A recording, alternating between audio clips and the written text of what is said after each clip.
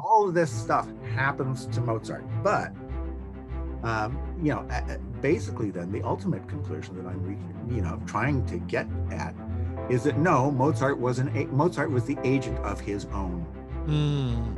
career and his own life, and that he learned about all the stuff that one needs to learn.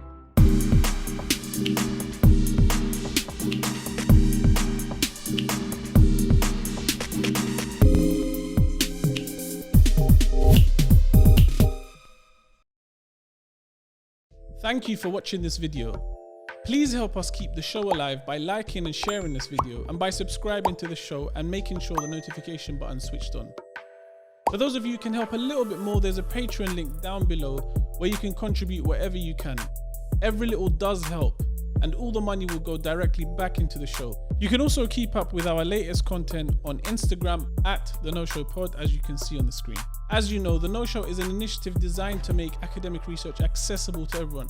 So do contribute to the conversation, leave some questions, have a discussion, and I'll make sure I get back to everyone.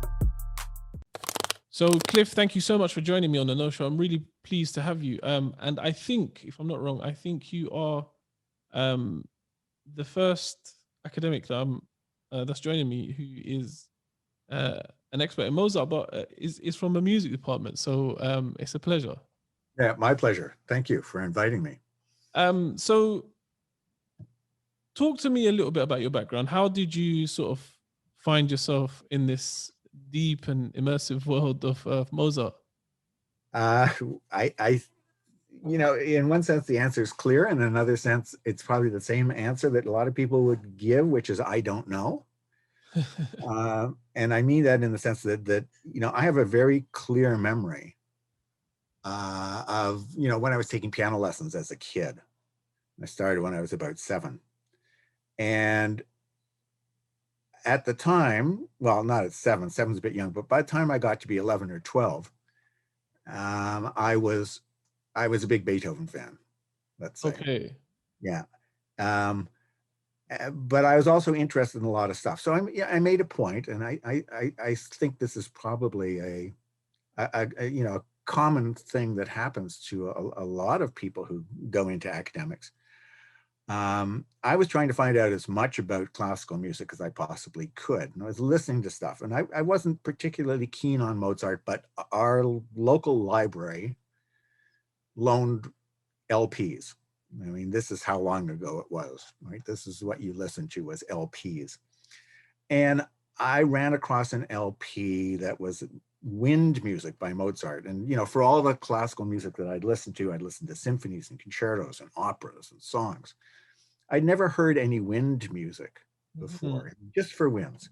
So I took this recording home, and I put it on, and it was Mozart's Serenade for Winds in C minor, Kerschel 388.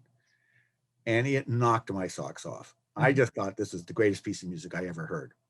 So that triggered something. And I started listening to Mozart and reading Mozart obsessively. So by the time I was 15, that was really the only thing I wanted to do, was study more Mozart. I didn't have the opportunity when I first went to college to study music. Certain kinds of academic pursuits are not encouraged in some families. So I actually studied history and philosophy as an undergrad, but then I decided I really wanted to study music. This was really the only thing that I cared about sufficiently and that I was willing to devote time to. So I worked for a year for a music publisher. Actually, I was just a salesperson, and saved up enough money and decided I was going to go back and do a master's. This was at the University of Toronto. And then one thing led to another. And I got some grants that would allow me to pay my tuition and things like that. And then I decided I wanted to go to a school that specialized in 18th century music, which was Cornell. So then I went there.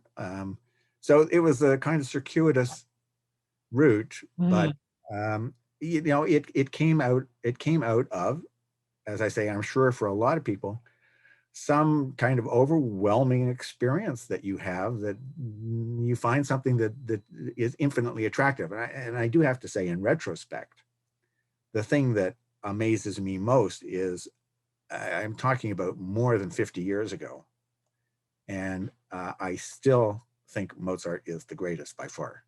That's amazing. And why is that? I think it's because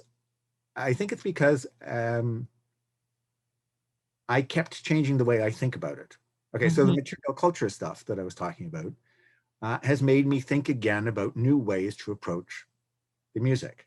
And uh, I think it's that engagement and the building of a relationship, right? In a sense, that if you do that, if you build this personal one-to-one relationship, which you then have to translate into academic terms, of course, um, that's what keeps it fresh and new. And there's always something that you're going to learn, and what you learn is always going to change the way you hear the music and the way you feel about the music. Mm.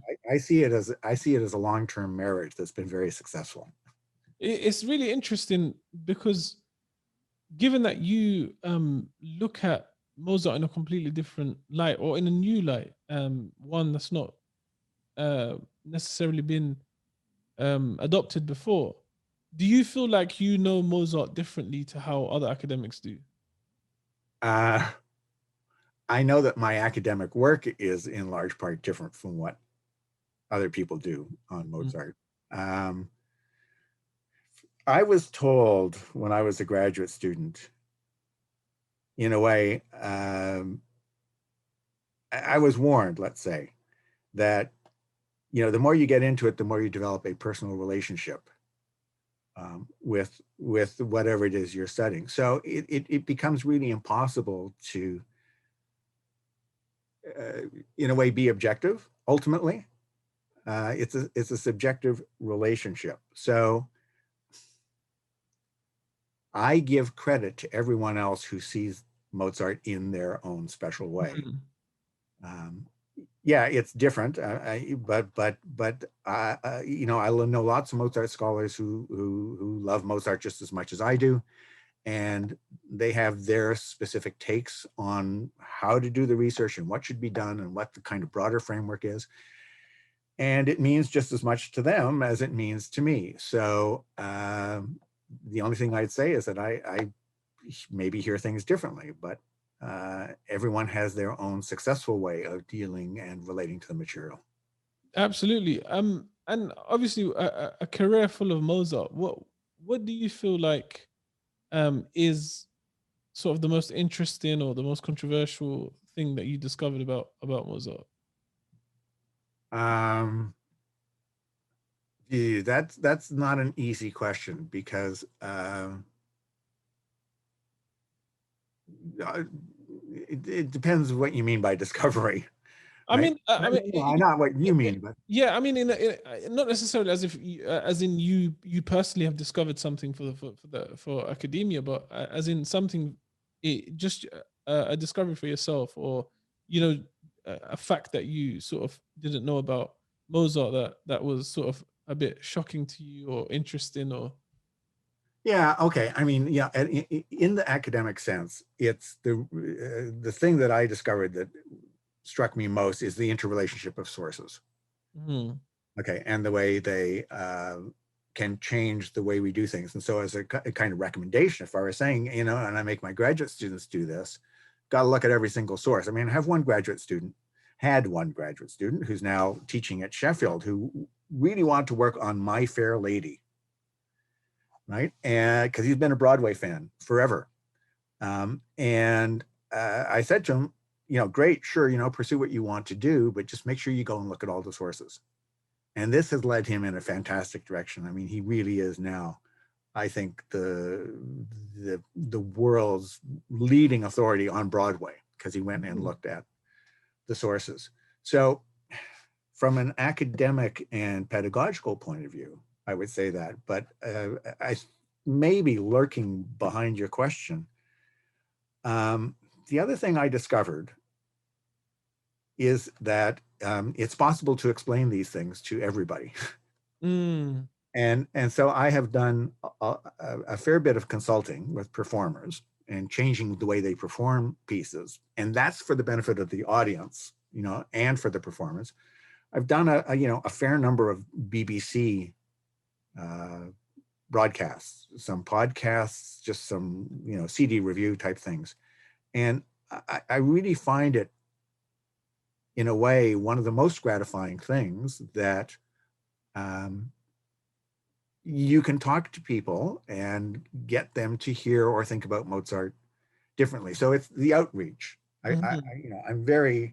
I'm very grateful, in a way, for the opportunity I've had to do this, and, as I say, very gratified that I've, at least sometimes, I've gotten quite a positive response, and Mm. you realize that there is this gap between academia and society, let's say, at large, or music lovers or Mozart lovers, that can be bridged, and that there is a way to talk about these things um, that everyone can grasp.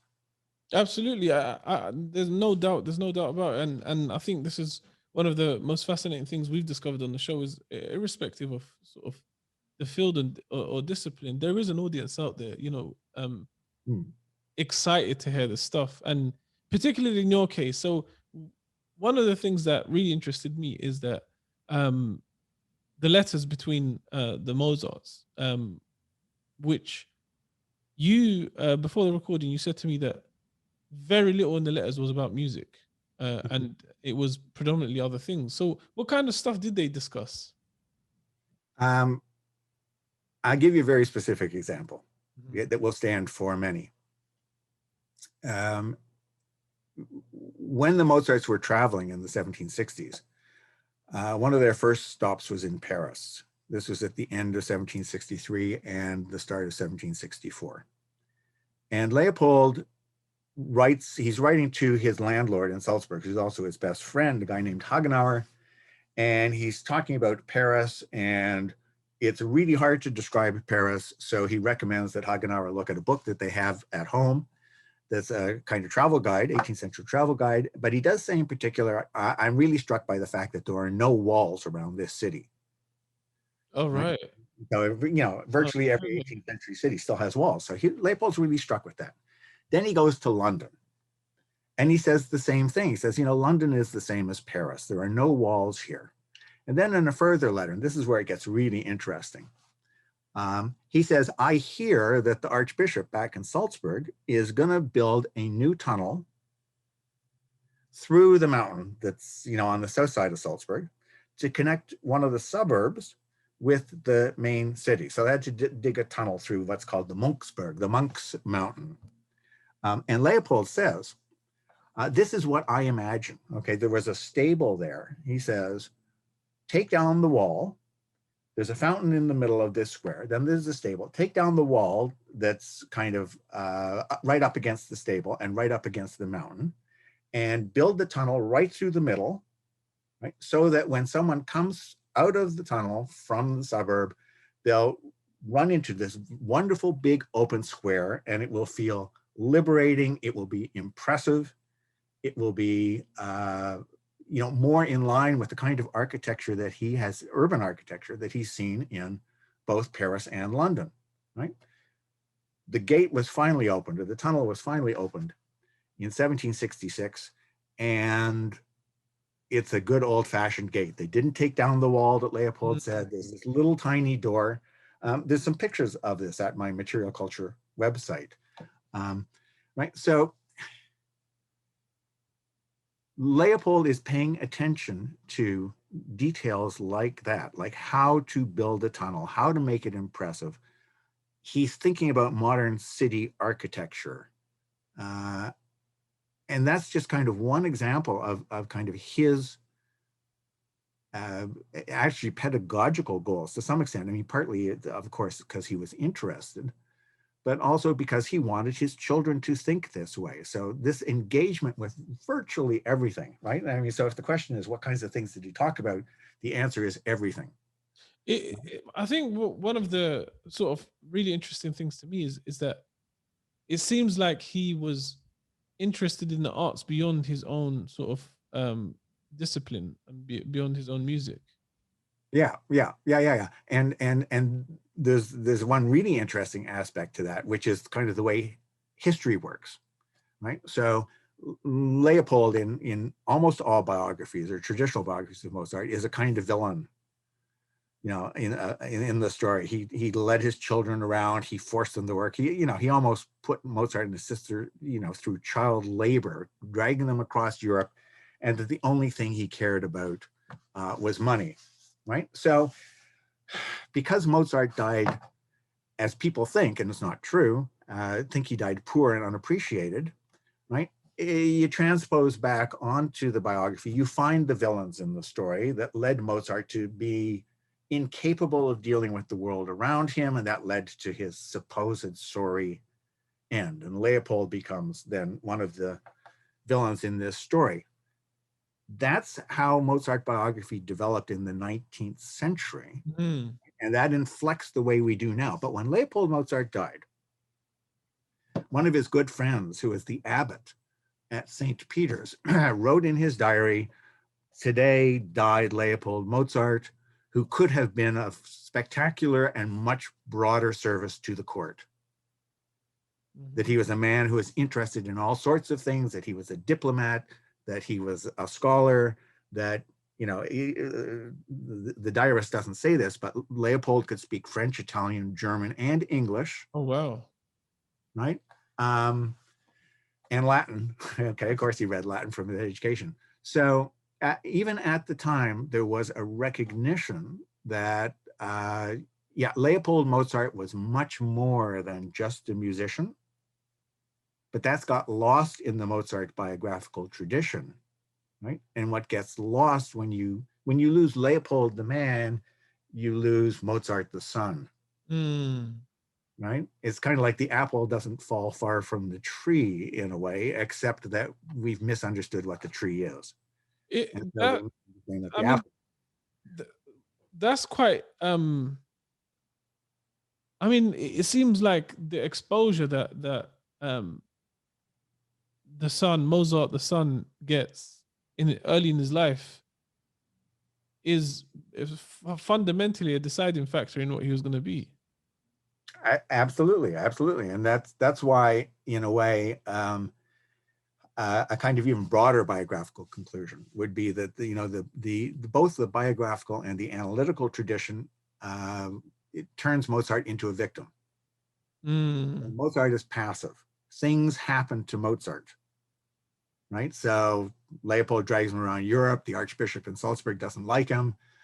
The Emperor Joseph II doesn't give him a position at court until 1787. The Viennese public is fickle. Salieri sabotages the performance of Figaro, things like this, right? Mm. All of this stuff happens to Mozart. But,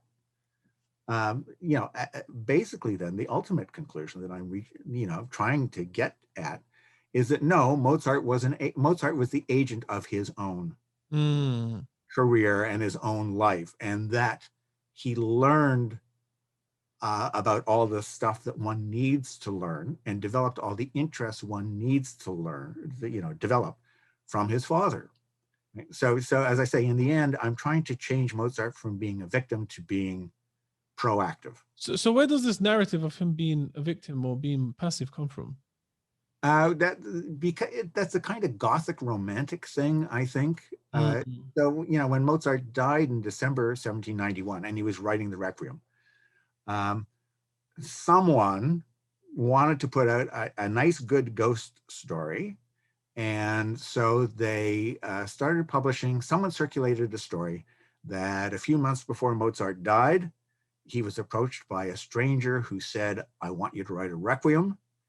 And he'd come back and pay Mozart when it was finished, and Mozart started to believe he was writing it for himself. And then, lo and behold, he dies in the middle of writing it. Mm. So this story starts circulating as early as within 3 weeks of his death. Oh, right, that early.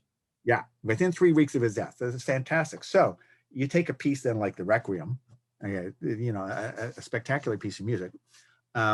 And what this means is uh, the Requiem was one of Mozart's most famous pieces by 1800.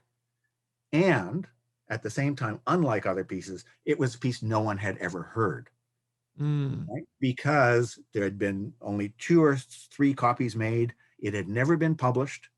It had hardly been performed. So you got this piece of music that encapsulates this story, this whole life story of Mozart as victim, right? And it's super famous because of the stories that have been told about it, without anyone having looked into what really happened, without anyone actually having heard the piece. That to me is the most remarkable thing, that you can have a biographical tradition that becomes so firmly established on the basis of anecdote, right? That can elevate a piece of music to this status of being one of the great pieces of music, and that then inflecting the way everyone hears Mozart. And it all comes from a story that was Or, circulated. or a lack of scrutiny. Well, yeah, people didn't scrutinize things Yeah, the same way in those days, right? It's a great story. yeah, You it know, is. it's kind of Mozart died with his boots on, right? So that's what the 18th century wanted to think. I mean, there are, fundamental changes uh, afoot with respect to what constitutes a piece of music, right? The split between the composer and the performer, which was not, common in the 18th century. Bach was a performer, Handel was a performer, Beethoven was a performer, Mozart was a performer, but Brahms is not a performer, Mhm. for example. Okay. So there are all kinds of things happening in the 19th century that are either Gothic or Romantic or uh, fundamentally changing the relationship between a piece of music and its audience. Right. So you get the rise of the conductor. So even the conductor becomes someone. So you get these, in a way, you could say you get these substitute authorities for the author. Right. So the conductor becomes a prime player, right, in the way music is produced. The composer becomes the composer, not the performer.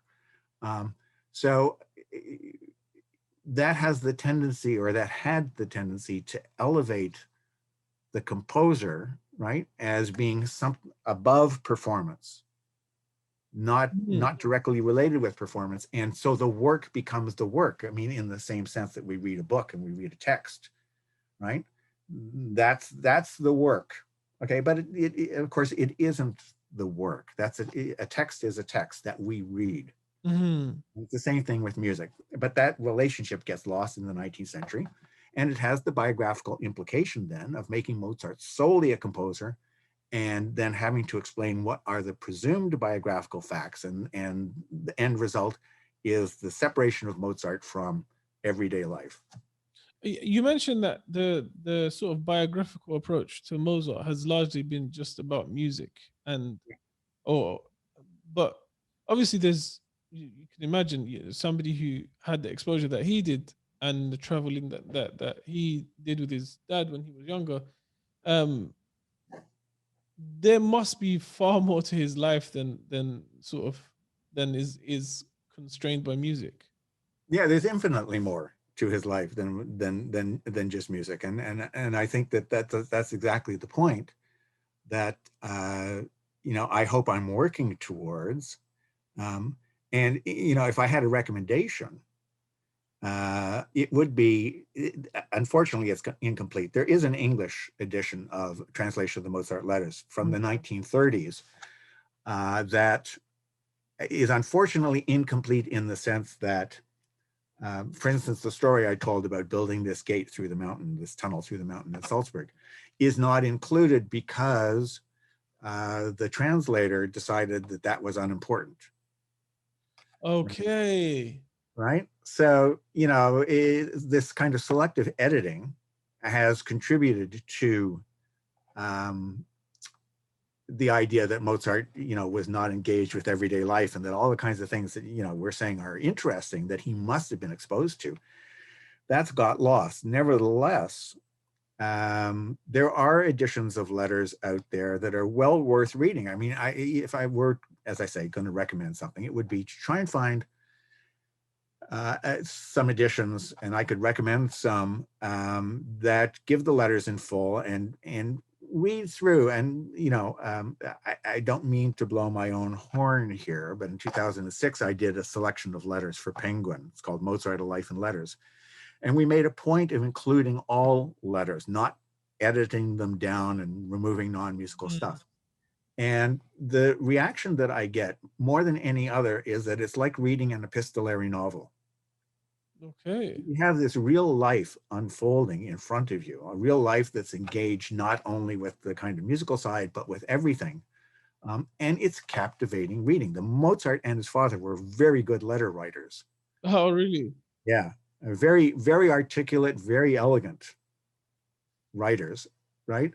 So, kind of the elegance of Mozart's written prose, I would certainly relate to the elegance of his music. But I recommend reading something that gives a kind of unedited, unexpurgated view of what the Mozarts actually wrote about. Because, as I say, the common reaction is, I had no idea that they were interested in all this stuff, and it's a super compelling story, and I, it's a real life story. That's the point. Is it's a real life. this is exactly, this is what I was just about to say, is that it actually shows their lives as opposed to just their music. In these letters, I mean, given that there was so much traveling happening, how frequent were these letters? That's an interesting and good question, because uh, we have letters from when the Mozarts were traveling, in which they traveled a lot in the 1760s and 1770s. But for 3 or 4 year stretches here and there, we have no letters because they were at home. Mhm. So they weren't writing. Leopold wasn't writing to his wife, or Leopold wasn't writing to his friends, at least not that survive. And then we have a lot of letters from the early years in Vienna, because Mozart was writing usually on a weekly basis, unless he got really busy, to his dad after he moved to Vienna. But then Leopold dies in 1787. Mhm.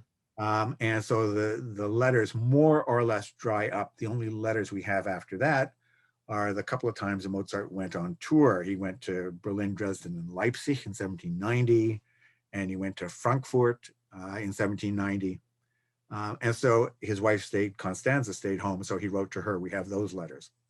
But after May 1787, we lose the primary motivation for Mozart to write letters, which was to his dad, who had died. So, And uh, as I understand from the sort of dates, correct me if I'm wrong, died shortly after his dad. 4 years. Oh, right. Yeah, he was 35. Oh, and what was the cause of his death? We're not really sure. Mm. The description of symptoms at the time is so vague, right? So they just describe, I mean, the kind of the death certificate describes a rash, describes certain bloating of the body, and the symptoms that are described are consistent with a large number of diseases now that we kind of more specifically can identify. Mhm. So it seems to have been some sort of renal failure. At least that was Okay. right. And how that happened, I don't know. I read a study, a quite interesting study, a couple of years ago. Some medical historians had actually looked at the death lists in Vienna at the end of 1791 and found that there was a very large proportion of younger men who were dying from an unspecified kind of pandemic, if we want to relate it to today. Oh, right. So Mozart may very well have caught a disease that was going around that was quite fatal. Oh, man. Terrible end to Uh, somewhat really interesting life. Terrible for us. Yeah, yeah. I mean, Terrible for him too, of course. so I mean, a career, as I mentioned earlier, you've spent a really interesting sort of career looking at Mozart, looking at I guess looking in between the lines and observing things that might not necessarily have been observed, like for example, the looking at souvenirs and things like that. What have you personally taken from sort of learning from or studying the Mozarts? What have you personally taken from it for yourself? Um, I think I've taken two things. One was what I talked about before, was kind of the constant renewal. Um, but I've just become such a big fan of the 18th century. I mean, one of the reasons why it takes so long to do this edition of the Mozart letters is that I am constantly spending my time pursuing other angles, Mm, right? And it's just a fascinating time. I mean, even this actually started when I was first doing my research and I was reading newspapers. I was looking for references to Mozart in London. I was reading through London newspapers. And then I started reading about, this is the time of the mutiny on the Bounty.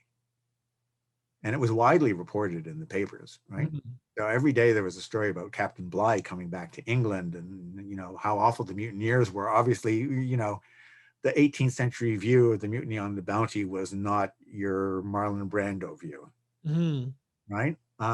So you get sidetracked. And then ultimately, I think for me, uh, you come to recognize how spectacularly imaginative people were in the 18th century. I mean, solving problems like, they didn't know how to measure longitude. And that made navigation really, really difficult because you would be out at sea on a boat and you would know your latitude, but you couldn't know your longitude because no one had solved the problem. Nowadays, we could solve a problem like that in a flash. The problem was that there was no clock that could keep accurate time at sea. mm. So all through the 18th century, there was a contest in England to develop a clock that would keep accurate time. And it pitted mathematicians on the one hand who thought they could solve the longitude problem mathematically, and clockmakers on the other.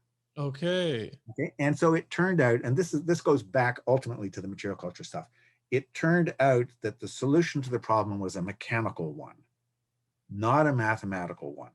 Okay. Right. So the Harrison, the guy who kind of solved the problem, he was a clockmaker. And he worked for years and years and years to develop finally a clock that would keep accurate time so that you could know exactly how far you had traveled. You would know that if it's 6 o'clock now, it's actually 12 o'clock Mm-hmm. back in London, and then you could know how far you've gone. Um, so kind of,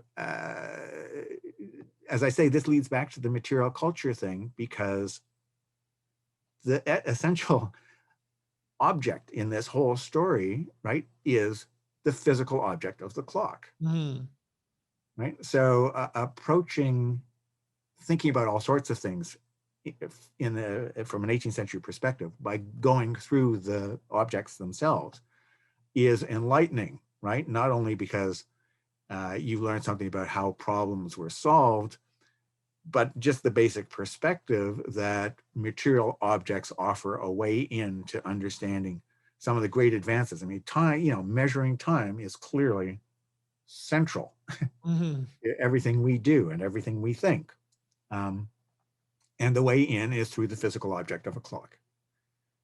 Right. And so, then I'm sure many of your listeners will know this, in the 19th century, then it's time and timekeeping that allows railways to develop, right? Because it was a different time in the 18th century. If it was 6 o'clock in London, it was only 10 to 6 in Bath or something like this, right? Because it was where the sun was in the sky. So once you have trains, you can't say that a train is going to arrive at the station at a particular time unless you standardize time. Yep. Unless you say if it's 6 in London, it's 6 in Bath. Mm-hmm. Right? And that means you set up time zones. That means you establish the Greenwich median and you set up time zones, and you can see how one thing leads to another. And almost all of these things have their roots in the 18th or the late 17th and throughout the 18th century. What kind of advice would you give to uh, a young academic or just anyone in general, not necessarily an academic, But anyone who wants to sort of really do a deep dive into a particular personality from the past. My chief recommendation would be to take everything you read biographically with a grain of salt, to always, interrogate whether or not what's said is either correct or complete. And primarily, and this is why I'm very proud of my own graduate students, it would be, don't limit yourself to the specific topic, but see the topic as, or the person as, just being one cog in a gigantic wheel of what was going on at the time. And so read as widely and look at as many sources and documents as you possibly can. Because at first they might seem disparate and unconnected, but later, one starts to see connections among all these things that lead to reinterpretations. Where can people find you online? I'm one of those people who has no presence. I mean, if anyone is interested, I have a page at King's. Yeah. Right? So, certainly my profile can be found by looking me up at King's College London. Yeah. I would hope that people might go and look at the Material Culture site. Yes. What's that website? Yeah. So the website is mmc.kdl.kcl/ac.uk.